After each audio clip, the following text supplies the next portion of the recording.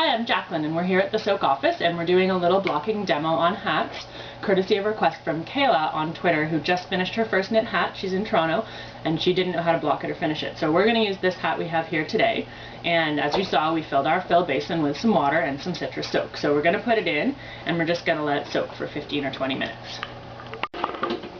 So we've got our hat in here and we're letting it get lots of water around it. The key to soaking is making sure that there's enough water around the hat to make sure that it can get fully saturated. And we're going to leave it to soak for about 15 minutes. Now, Kayla, your hat was blue and it looked like it was made out of a hand-dyed yarn or a fairly contemporary yarn, so don't be surprised if there's a little bit of navy blue in your water. Often yarn has overdye and it's okay for the overdye to go in the water. That's why we typically wash our darks together and our lights separately in our traditional washing. The same thing applies if you're soaking. So make sure that it's okay if you've got a little bit of overdye, you want it to come out in the water and not running down your face when you're wearing your hat for the first time. Okay, so our hat's been soaking for about 15 minutes. The exact amount of time doesn't matter because a little bit longer, a little bit shorter. Soak is a really clean, skin grade quality product. So we're taking it out of the water and we're going to give it a little gentle squeeze. So we're not going to be doing that wringing, squeezing, tough stuff. We're just going to do enough to get the water out of the hat.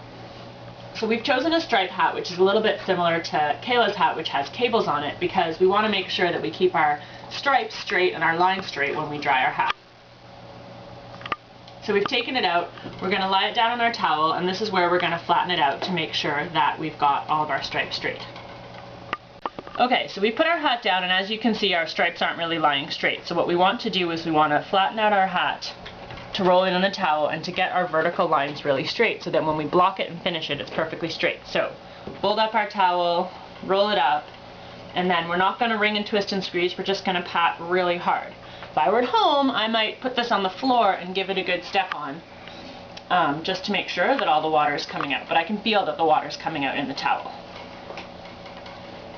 So there's a couple different options for blocking a hat. I've taken my typical baking rack here so that I can put it on something where I can have the air go all the way through it as it dries. So we have two options.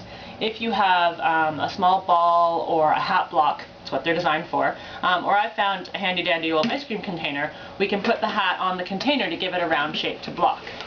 And if we're sitting the hat on the container, what we want to do is we want to make sure that our stripes are lined up vertically, and that if we've got any cables or designs, that we've placed them in the exact position that they were really meant to be in. That way when they dry, they're in place. And it's similar to blocking lace, where you pin it out to make sure that it's in place. So this is one way we can leave it to air dry.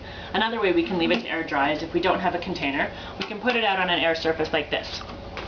And we're going to lay it out flat so that all of our stripes are vertical, exactly the way they're supposed to be.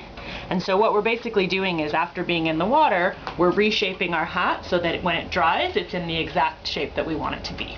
And then we're going to just leave it here to dry. And that's how you block a hat. So Kayla, we wish you luck. Send us pictures, use your soak samples, and we look forward to you having a great winter wearing your new first knit hat.